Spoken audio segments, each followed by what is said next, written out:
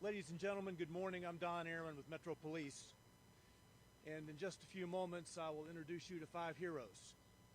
First of all, we have an update for you from Chief Swan about road and traffic closures in the downtown area. And then Mayor John Cooper and Chief John Drake will speak with you briefly about our 5 officers, and then we'll introduce the officers to you. First, Chief Swan. Good morning. So just to give a quick update on the infrastructure, as we work with our federal partners, law enforcement partners, and the footprint shrinks as far as the investigation, they will release the properties back to Metro. Once that happens, we will do a preliminary sweep. We'll have our public works, codes department, fire department, along with all utility districts that will go into the affected area just to make sure that it is safe. Then we will release that back to our business partners and residence owners. So I'm happy to announce this morning between 4th and 5th Avenue down to Broadway will be open. So as of 10 a.m. we will release that. We're doing the sweep right now as far as our preliminary sweep with all our partners I mentioned earlier. We'll let our business partners come in. That liaison will be from the Office of Emergency Management working with our downtown partnership. As far as the communication update, we know that AT&T yesterday as of 8:30 last night, they've restored all the mobile communication. And then this morning, they got back into the workflow, and there will be times where we will lose communication because they are trying to restore the 4th floor. At the 4th floor, that will get our critical infrastructure back into play.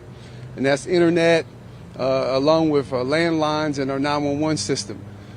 They're feeling very confident by the end of the day they will have us up and running at full capacity. But please remember that there are a lot of moving parts and there are a lot of things that happens, and we will try to address that as it happens. So again, we appreciate everybody's patience, and we will proceed with getting Nashville back on the road of reopening. Thank you. Thank you, Chief. And then very quickly this morning, I just talked to Senator Blackburn, and she was reporting to me on a conversation she had with the President. Grateful to her, Governor Lee, the delegation, Congressman Cooper, Fleshman, Rose, that federal help will be a priority here for rebuilding in Nashville. And of course, it needs to be. Our businesses have suffered a lot with COVID, and this doesn't need to add to that difficulty. And so everybody's working together really well to try to make that happen as quickly as possible. Today I want to recognize our 6 officers who saved lives here in Nashville. It's a great thing that our city has such heroes. Officer Llewellyn, Tapping, Cypis, Wells, Hosey, Sergeant Miller. You know, their actions saved lives, and I think they may consider what they did was just a regular part of their duties. But we in Nashville know it was extraordinary, and it's thrilling to have them in our community, and we need to recognize their heroism. I know they're not accustomed to all of this publicity, but it's marvelous that we can celebrate the courage in our community. And the entire nation, I think, is grateful and deeply interested in hearing from them. And with that, let me turn this over to our Chief Drake, to do the introduction. Thank you. All right, good morning, everyone. Before the officers say a few words, I'd like to reiterate that we feel Nashville is safe. There are no known threats against this city at this time. But that's not what I wanted to talk about today. I want to talk about our men and women of our police department who do heroic efforts every day. But on this particular incident, officers responded to a shots fired call, and unknowing anything else at the time, they began hearing announcements that something was about to detonate coming from an RV. Immediately, they didn't think about their own lives. They didn't think about protecting themselves. They thought about the citizens of Nashville and protecting them. And they went about knocking on doors, and had they not made their efforts, we'd be talking about the tragedy of people and lives lost. So with that said, I'd like to turn it over to our heroes. They may not think they're heroes because they go about this job each and every day, but they are our heroes, and they had a really heroic effort that morning. Thank you. Well, it's my pleasure to introduce you to our 5 officers. Sergeant Miller is traveling out of town this morning and couldn't be here, but these 5 officers behind me graciously agreed to speak with each of you. What I've asked them to do is to come up one by one and talk about their response on Friday morning, starting with the officer who arrived first and then the other officers in that order. First, I would like to introduce you to Officer Tyler Llewellyn, Central Precinct overnight shift. Officer Llewellyn. Hello everyone, I'm Officer Llewellyn. Initially we got a shots fired call. I was running zone that night, so I took it. Officer Hosey backed me up. I arrived on scene. Initially I didn't hear any shots fired, nothing like that. We were told that shots were coming from inside the building at 178 2nd Ave North. Upon arrival, I checked because it's a liquor store / apartment complex, an Airbnb that has the same address. Checked the bottom floor, couldn't see anything immediately, couldn't hear anything. At that time, I requested a code to get access into the building. Was waiting on Officer Hosey to show up and the code. Shortly after Officer Hosey showed up, as soon as she got out of the car, almost immediately, the RV started making an announcement. Somewhere along the lines, don't quote me exactly, but there's a large bomb within this vehicle. Your primary objective is to evacuate. I wasn't quite sure what I heard, so I looked at Officer Hosey just to verify we heard the same thing, and then it started over. At that time, I called and notified Sergeant Miller. He said, get everyone you can out there. I requested all units available from our precinct to come. They show up. I asked Officer Toppin and Wells to block off 2nd and Broadway, 2nd and Commerce. They did. Officers Cypis and Hosey went inside to start knocking on doors, and Officer Wells came up. At this time, Sergeant Miller's there. I asked him for any further directives, stuff like that. At that time, we set up our cars to kind of set up as much of a barricade as we can, keep people out. We go inside. Just before we go inside, probably about 5 minutes after we're there, I'd say that the timer then started counting down. Officer Hosey and Officer Wells are the first ones that noticed that. In between this, I did look at the RV, noticed that all the shades were down, and kind of walked around it to see if there was a tag, anything like that, to try and get more info. I did not notice one. From there, myself, Officer Hosey, Wells, and Cypos went into the building and knocked on all the doors we could to notify as many people as we could that we had a possible public safety concern and that we needed people to evacuate. We noticed that there was a basement exit, so we asked everyone to go down and out the basement.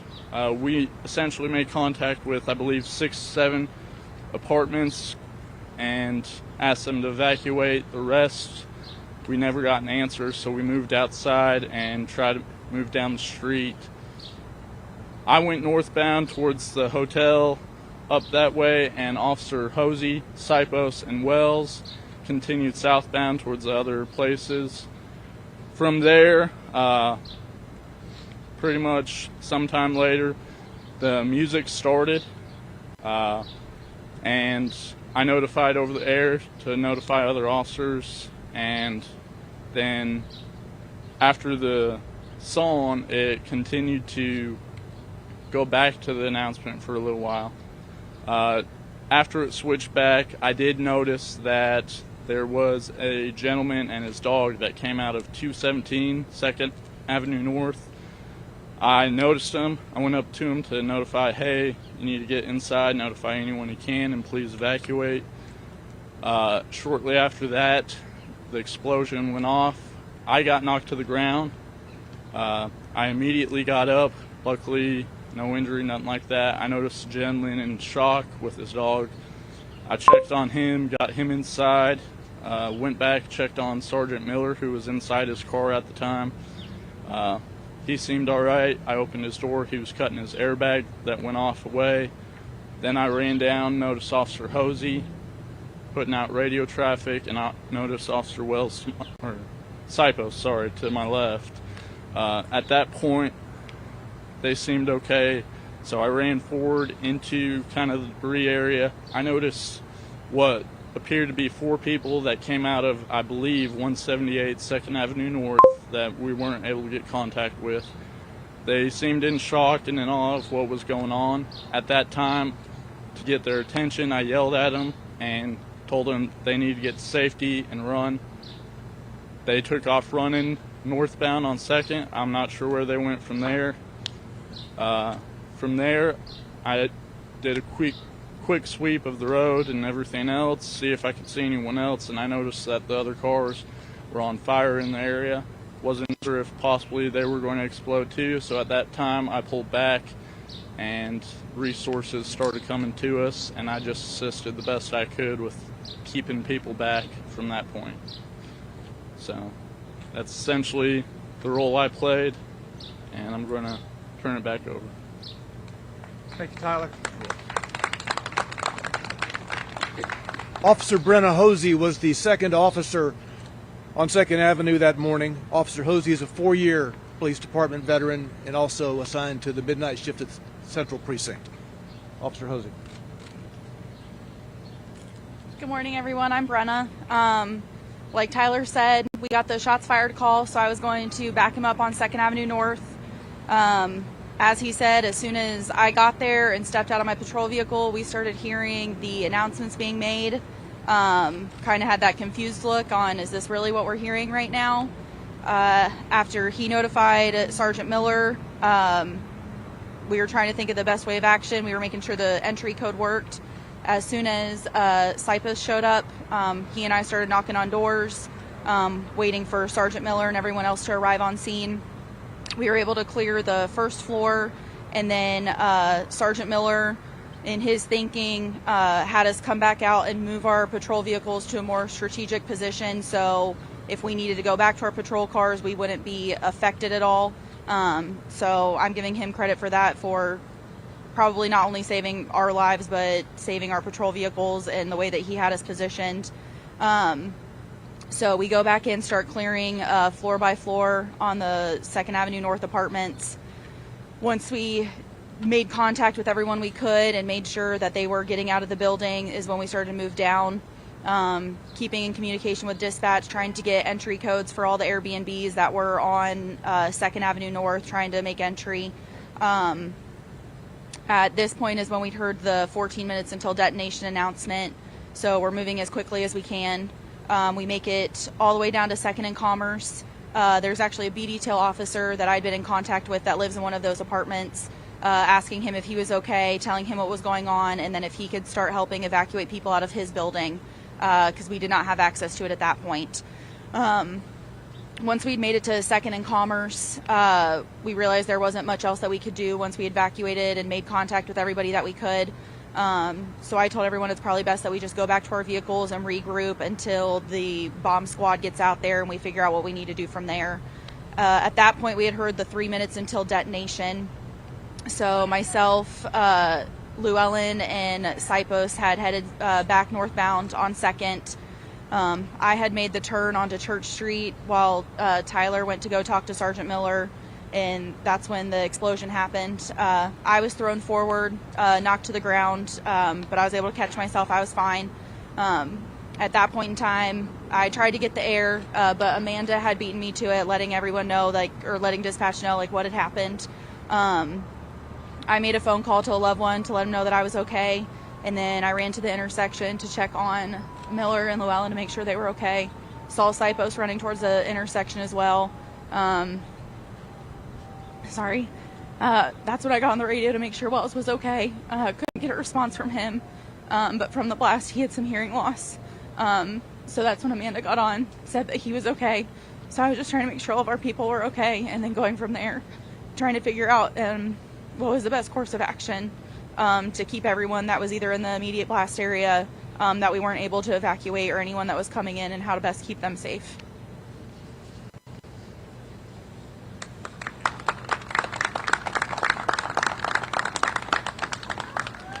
Now I'd like to introduce you to Officer James Wells, also assigned to the Central Precinct Midnight Shift. James has been with us just under 2 years. Officer Wells. Good morning. Officer James Wells. Shortly after the shots fired call came out, Officer Llewellyn had came over the radio and said I needed everybody here immediately.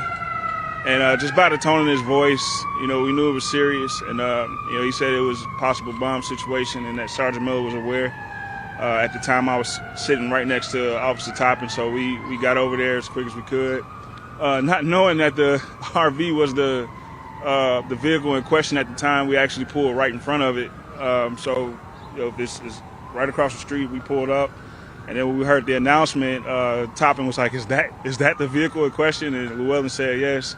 We immediately hopped in our cars and backed out. And then so we started setting up the perimeter to start shutting down Commerce and Broadway to make sure nobody could come in or out. And then Llewellyn called for more people to come help evacuate the building, which I did.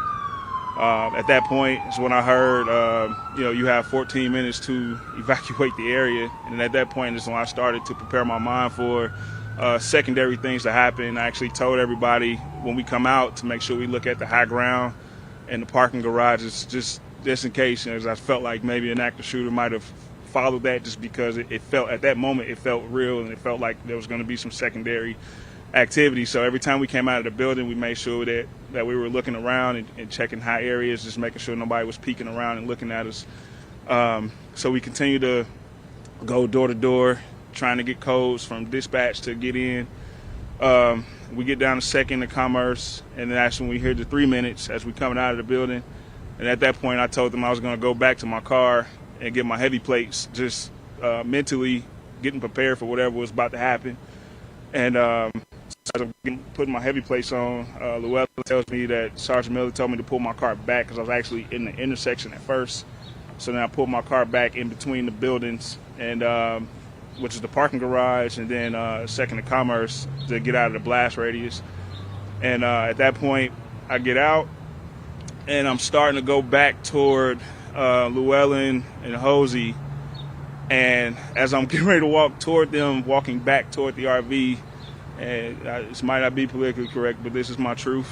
And I literally hear God tell me to turn around and go check on Topping, who was by herself down on Broadway. And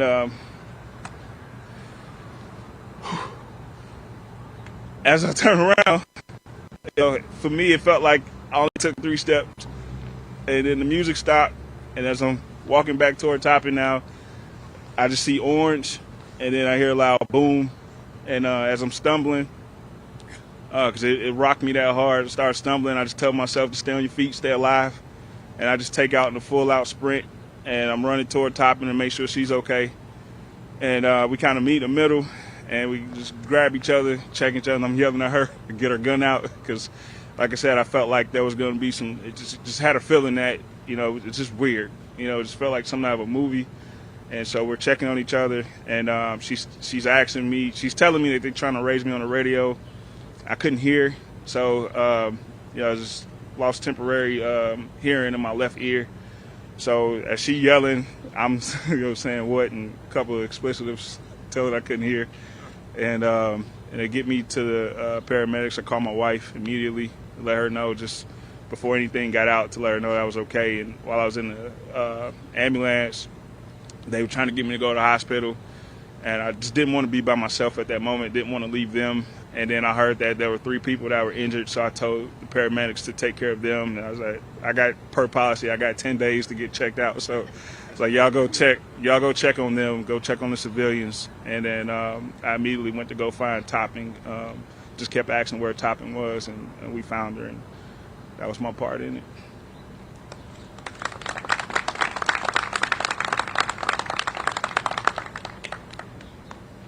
Officer Michael Cypis, assigned to the Central Precinct's midnight shift. Michael's been with us also just under 2 years. Officer Cypis. Thank you. So I was I believe the third or fourth officer on scene of what at the time was a shots fired call. I pulled up in front of the building that the initial call came from. Didn't know at the time. I was almost directly across the street from the RV, exited my vehicle, heard it making the announcements, essentially telling us there was an explosive device in the vehicle, not to approach it, that we should be evacuating the area. At that point, I moved up the street a little bit, at which point I met up with Officer Llewellyn, Officer Hosey. We started making plans to get into the buildings, start knocking on doors to let families know what was going on and get them out of the building. I don't know the address off the top of my head, but the first building we went into was the one that the initial call had come from. Between myself and all the other officers knocking on doors, I think we made contact with 6 or 7 families, informed them that they needed to exit the building to the what would have been the First Avenue side to keep them off of the street with the RV.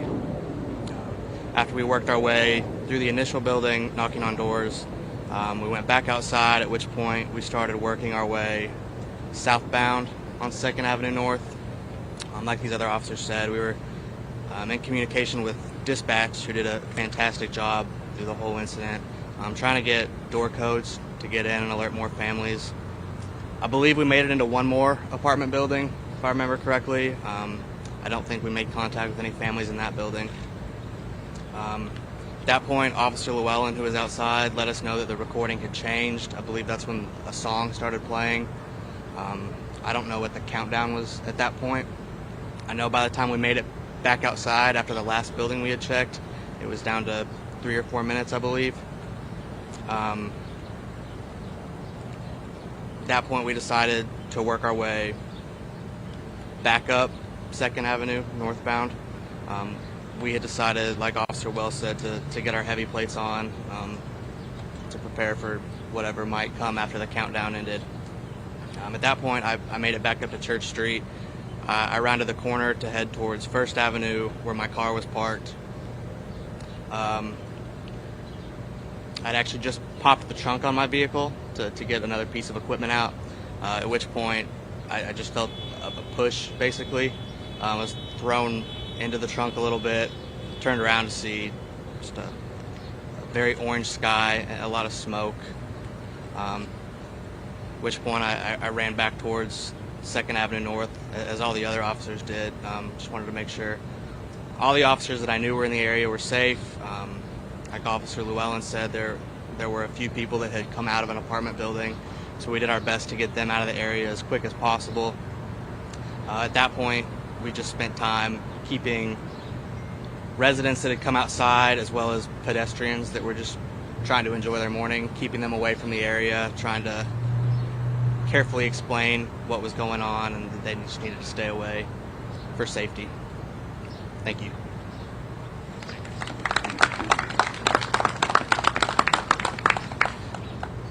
Our 5th officer is Amanda Topping. Amanda has been with us for just under 2 years, also assigned to the Central Precinct's midnight shift.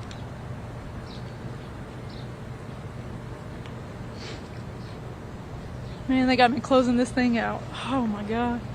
All right. So I remember that morning, I was sitting with James Wells. We were talking over in my zone, and I heard Tyler Llewellyn and Brennan go out to the call. So we're kind of listening. This is an odd call. So we're sitting there, and my wife had just called because it's towards the end of our shift, so she was seeing what time I was coming home. And so I'm talking to her, and I'm like, well, we're about to head to this call. It's a little strange. So I hung up with her, and we head down there, and we get there. We didn't really know too much about it. Unbeknownst to us, we park right next to it. So, of course, we moved because that seemed ideal.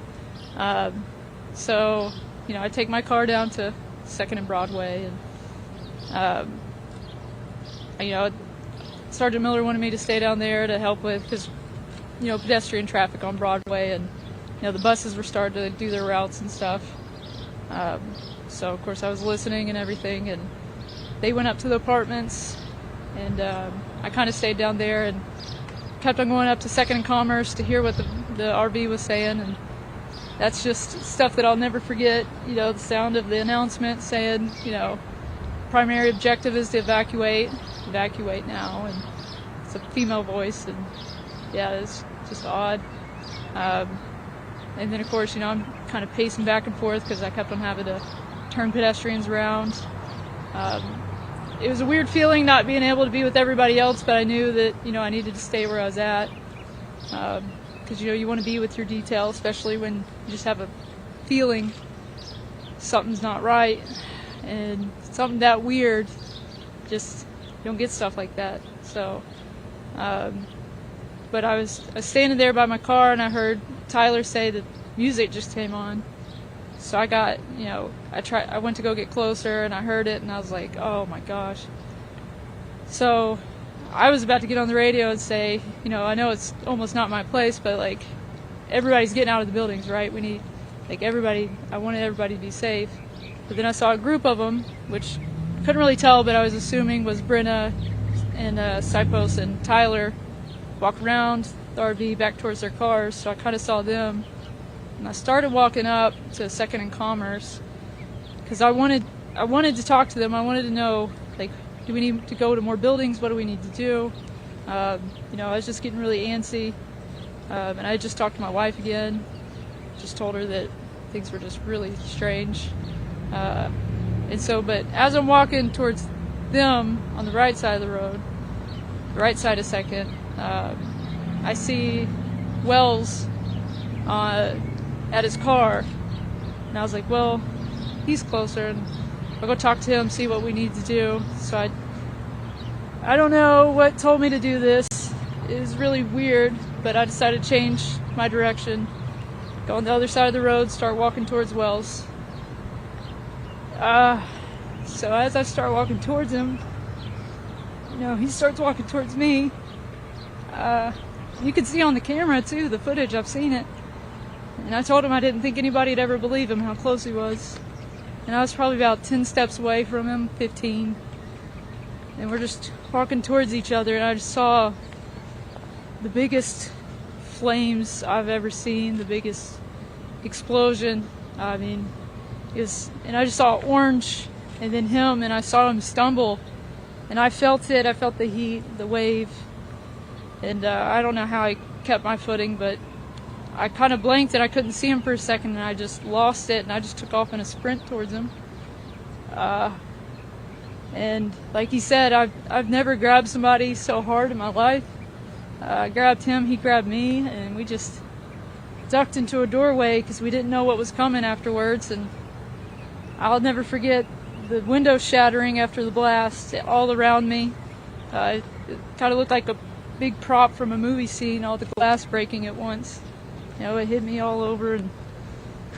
But just being able to hold him and grab him, and then the first thing I could do is, you couldn't hear anybody at first. It scared the heck out of me, but, you know, just 423, there's been an explosion, and sent multiple medics because I didn't know what we had.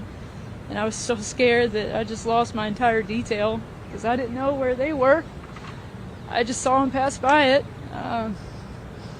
So after that, we just, you know, made sure that we felt a little bit safe enough to go back and regroup. And luckily I heard everybody on the radio, and didn't know how okay everybody was, but I knew everybody was alive. And so I was happy to hear that nobody else was seriously injured, but that's pretty much it. Yeah, can I go now?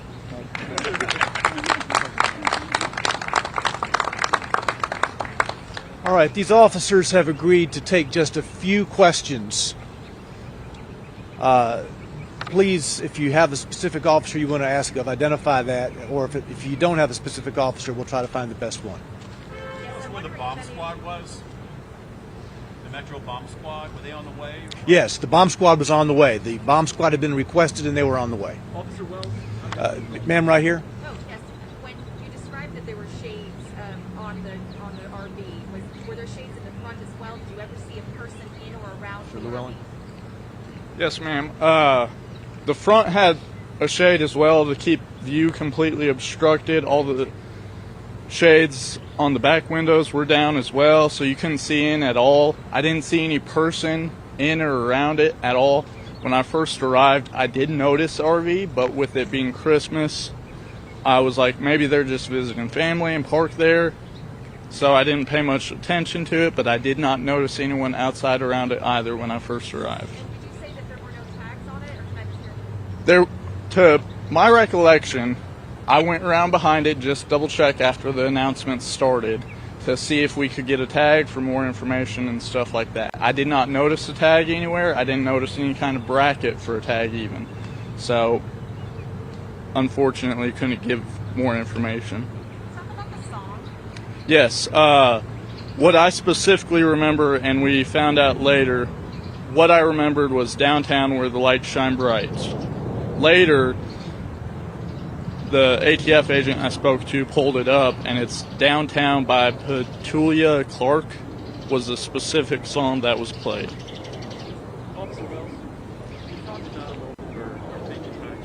I'm sorry, you kind of speak up for me. You talked about a moment where your thinking kind of changed and things got real, so to speak. As you're hearing that audio recording, you're hearing 5 minutes, 4 minutes, 3 minutes. No, it wasn't a consistent countdown. It was like, hello, this is a warning. For your safety, evacuate the area. And that looped for a few minutes. And then as we were getting ready to go in the building, it changed to, you have 14 minutes to evacuate the area. And that's when my mindset changed, and we started looking at the building. And then there was also cameras on the RV, like surveillance cameras above the mirror. So you got the hangover part that hangs over the windshield. I'm sorry, I talk with my hands. And so you got the hangover part, and then you got the rearview mirror here. The camera set in between that. So it just, it felt like whoever was behind it was watching it. For me, it felt weird. All of the cop lingo that you hear about the spider senses, about the hair standing up the back of your neck, all that went through my body, and it just immediately the training kicked in that we do as far as staying calm, but being vigilant and watching around us. So that became my primary objective, is to, as we're evacuating, also looking for any threats in the surrounding area. As those minutes are counting down, what do you think and what are you preparing for? I'm preparing for a shootout, and also getting as many people out as possible. So it's, multitasking in my thinking, just getting as many people out of these buildings as we can, and also ready to engage anybody that was not in this uniform. You mentioned hearing another voice. I was God. I'm not going to shy away from that. I am a spiritual person, and so I truly believe that when I do this job, I'm led by that voice. How I treat people, how I go about doing this job every day. That's what guides me, and I truly believe that that's what guided me in that sense, because I was literally getting ready to walk back toward that RV. And when you watch the video, you can see that moment of clarity for me when I heard God say, go and check on topping. And so I was peeking around, looking like this, and then it's like, no, turn around, go check on topping. And so I turn around and start walking in the opposite direction. And then 3 seconds later, boom. So, I'm not going to shy away from that, because that's what saved my life. That's what got me to see my kids and my wife on Christmas. And good to see you has a completely different meaning for me now. So, yeah. Can we do 2 more questions about anyone else? Yes, ma'am. How close were you Thursday compared to how close this group is now? What do you mean close as far as? Connected forever. Yeah, obviously, I already had a genuine feeling for all of them, but of course this is going to tie us together forever, for the rest of life. And so just, the love for them is even bigger now, and Christmas will never be the same for any of us. So. Officer Hosey. Yes, sir. We spoke to a mom who has two kids, and she described the moment that a police officer, a female police officer, came to them, and when the officer heard that she had 2 kids, she insisted even more that they evacuate. Do you remember that moment? If it's the woman I'm thinking of, she lived in 178. I remember knocking on her door. It was Cypis and I knocked on her door, scared the bejesus out of her. I told her that there was a threat in the area and that we needed her to evacuate. She said, okay, let me get my kids. And that kind of just like put my heart up in my throat. I don't have kids, but like I have cousins and nieces and people that I love that are small. So I'm thinking maybe like 1 or 2 kids. She ended up having 4 kids. And so as she's getting them out, and she's got a stroller and she's got 2 in there and then 2 helping her get stuff. And I'm asking her if there's anything like that I can help her with to help make this easier. She said no, she's okay, but she's being a little bit more insistent on like what's going on. And at that time I kind of tell her like there's a more serious threat and that's why we need you to go. So like I'm thankful that we were able to make contact with her and that she was awake and able to evacuate. This was obviously been extremely emotional for you all. Yeah. Have you been able to make any sense of it? No, I mean, when something like this happens, it doesn't make any sense. And I was telling some other officers, like, if this is something you said would ever happen in Nashville, I would say that this was at the bottom of the list of anything that I thought would ever happen. And who knows why. Did any of the officers find any evidence of shell casings, or did you even have time to look for that original shots fired call? Not in between getting the call and then having to evacuate everyone. Where the shots fired call came from, we did not find any evidence of shots being fired. No shell casings, nothing like that. Anyone in the building that we made contact with said they didn't hear anything like that. So there was like the question that we raised was the loudspeaker that we heard playing gunshots to make it appear like shots had been fired. That was just a theory we came up with. We don't know if it actually happened or anything. I had a question over here. Yes, for Officer. You described the moment that you saw a man walking his dog. Have you seen, there's been surveillance video of that moment. Have you seen that video yourself? No, ma'am, I have not. How does that know? Because, I mean, we talk about how you guys have saved people's lives that day. How does that feel knowing that? Overall, I don't know for what reason the gentleman or female, whoever it was that actually did this, gave the notice. I'm just grateful that we actually had time to try and help people clear out. I saw that gentleman. Gut instinct told me go get him and tell him to get inside, get his family, get out. And overall, I did that, and I'm just grateful that none of the shrapnel or anything like that hit me, him. I'm a big dog lover, so it's dog too. So just very grateful that no one was seriously hurt. Do you know the circumstances under which the 3 people who were injured, how they were injured or where they were at the time? I personally do not know any of those circumstances. One more question, please. One more. Yes, sir. Was the sound coming from a loudspeaker outside of the RV or from inside? To me, it sounded like it was coming from inside the RV. Through the window?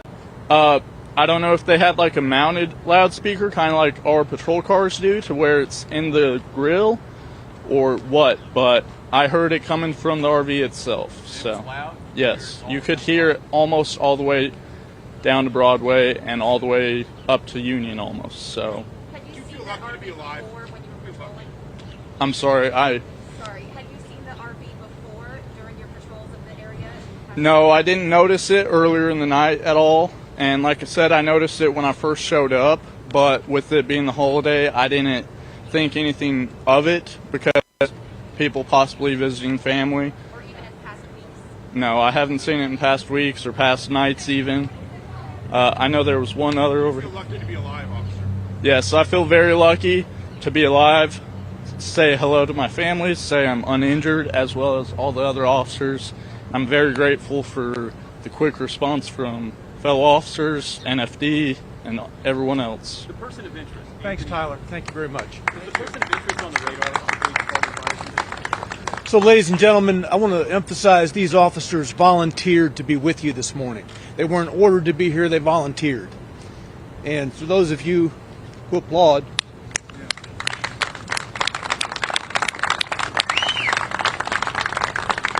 thank you all very much.